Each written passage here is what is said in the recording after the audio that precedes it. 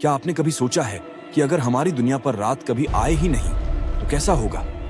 अगर हर समय सूरज जैसा उजाला फैला हो, पर वही उजाला धीरे धीरे डर और आतंक की परछाई बन जाए। आप शायद कहें कि यह असंभव है, मगर सुनो, यह कहानी एक ऐसे ही ग्रह की है जिसका नाम है तेजांद। यहां कभी रात नहीं होती, हर ओर चुभती हुई रोशनी रहती है। लेकिन यह रोशनी जीवन नहीं देती, बल्कि धीरे धीरे हर आत्मा को निगल लेती है। मैं और मेरी टीम, अर्जुन, सिया और विक्रम, एक स्पेस मिशन पर थे। हमारा जहाज एक अनजान आकाशगंगा की ओर बह गया और हम इस अजीब ग्रह पर उतरे। पहली नजर में सब कुछ स्वप्न जैसा सुंदर लगा। चमचमाती नदियां, आसमान में फैली सुनहरी परत और विशालकाय पेड़ जिनकी शाखाएं चमकती थीं।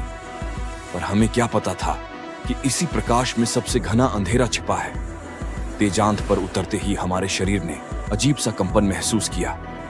यहाँ की हवा सांस लेने लायक थी, पर उसमें एक खौफनाक गंध थी, जैसे लोहे और राख का मिश्रण। चारों ओर इतना उजाला था कि हमें छाया तक नहीं दिख रही थी। सिया ने कहा, यह जगह तो स्वर्ग जैसी है।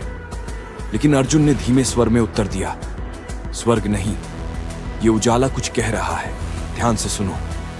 हमने ध्यान लगाया और सचमुच रोशनी में मानो फुसफुसाहट थी, आवाजें जो इंसानी नहीं लगती थीं। विक्रम ने तुरंत रिकॉर्डिंग चालू की। तभी हमारे चारों ओर धरती हिली और पेड़ों के पीछे से वे निकले। विशाल जीव, इंसानों से कई गुना ऊंचे, मगर उनका चेहरा आधा इंसानी और आधा जानवर जैसा था। उनकी आंखें बिना पलक झपकाए लगातार चमक रही थीं।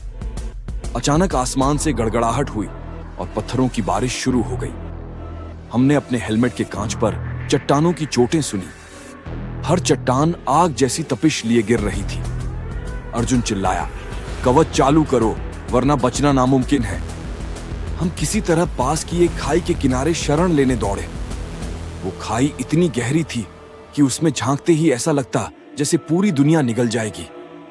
उसकी गहराइयों से अजीब सी रोशनी निकल रही थी, मानो नीचे कोई विशाल प्राणी सांस ले रहा हो। तभी नदियों की ओर हमारी नजर पड़ी। वहां पानी नहीं, बल्कि तरल धातु बह रही थी और उसमें विचित्र जीव तैर रहे थे। लंबी पूंछ, कई आंखें और मुंह में धारदार दांत। सिया ने घबराकर कहा, यह जगह तो जीने लायक नहीं, हमें जहाज पर लौटना होगा। लेकिन जहाज वहीं खड़ा नहीं था, जैसे उसने खुद हमें छोड़ दिया हो। तभी वही विशालकाय जीव पास आ गए। वे हमें घेरने लगे। उनकी चाल धीमी थी, लेकिन उनकी आंखों से इतनी तेज रोशनी निकल रही थी कि हमारे सूट जलने लगे। विक्रम डर के मारे चिल्लाया, हम बर्बाद हो गए, कोई हमें बचाए। और दोस्तों, अगर आपको लग रहा है कि ये सब सुनकर आपकी रूह कांप रही है, तो इसी तरह की अनजानी कहानियां जानने के लिए अभी चैनल को लाइक और सब्सक्राइब जरूर करें, वरना आप अगली रहस्यमयी दास्तान मिस कर देंगे। हम अब चारों ओर से घिर चुके थे।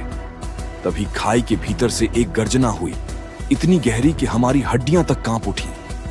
उन जीवों ने जैसे किसी आदेश को सुना और सब अचानक रुक गए। खाई से एक प्रकाश का स्तंभ उठा और उसमें से एक आकृति उभरी, न इंसान न जानवर, बल्कि उजाले का बना हुआ एक दानव। उसका चेहरा बिना आंखों का था, सिर्फ आग जैसी जलती चमक। उसने हमारे जहाज की दिशा में इशारा किया। जहाज अब खाई के ऊपर तैर रहा था, लेकिन उसकी सतह पर वही रोशनी वाली बेलें लिपट चुकी थीं। अर्जुन ने धीरे से कहा, यह हमें जाने नहीं देंगे। ये ग्रह चाहता है कि हम हमेशा इसके कैदी बन जाएं। हमने आखिरी कोशिश करने का निर्णय लिया। मैं, अर्जुन और सिया दौड़कर जहाज की ओर बढ़े, जबकि विक्रम पीछे रह गया।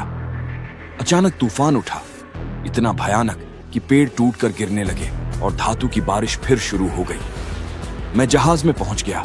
अर्जुन भी किसी तरह चढ़ा, लेकिन सिया को वही विशाल जीव पकड़ ले गया। उसकी चीखें आज तक मेरे कानों में गूंजती हैं। जहाज ने किसी रहस्यमय शक्ति से खुद उड़ान भरी और हमें ग्रह से बाहर फेंक दिया। मगर जैसे ही हम अंतरिक्ष में निकले, खिड़की से देखा, विक्रम अब उन जीवों जैसा बन चुका था।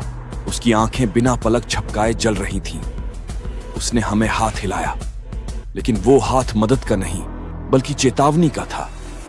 आज भी जब मैं इस कहानी को सुनाता हूं, तो लोग इसे काल्पनिक समझते हैं, लेकिन सच कहूं, तेजांत कोई कल्पना नहीं, वो सच है। उस ग्रह पर कभी अंधेरा नहीं होता, लेकिन उस अनंत उजाले में ही सबसे गहरा डर छिपा है।